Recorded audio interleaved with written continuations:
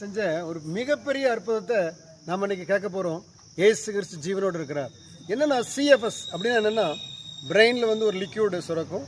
அது அப்படி முதுகு தண்டு விடத்தில் போய் முதுகு தண்டு விடத்தை வளவளப்பாக வைக்கக்கூடிய ஒரு லிக்யூடு.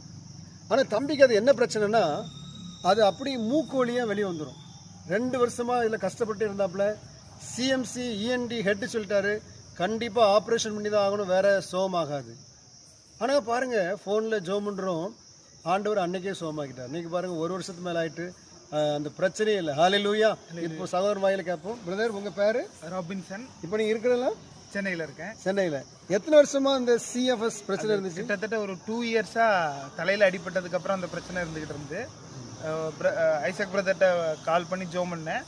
இப்போ ஆல்மோஸ்ட் 2 இயர்ஸுக்கு மேலே ஆயிருக்கும். இது வரைக்கும் அந்த பிரச்சனை வரல. பாருங்க, 2 வருஷமா இப்போ வரவே இல்லையா? அது என்ன செய்யும்? அந்த லிக்விட் பிரெயின்ல இருந்து அது மூக்கு வழியா கண்டினியூவா வந்து கிட்டே இருக்கும். நம்ம கையில பிடிக்கிற அளவுக்கு வரும். ஸோ பார்த்தீங்களா, இயேசு கிறிஸ்து எவ்வளோ அருமையான ஒரு அற்புதம் செஞ்சிருக்கிறாரு. அவர் இன்றைக்கும் ஜீவிக்கிறார். விசுவாசிகளோட வாழ்க்கையில் அற்புதம் செய்வார். ஆமென்.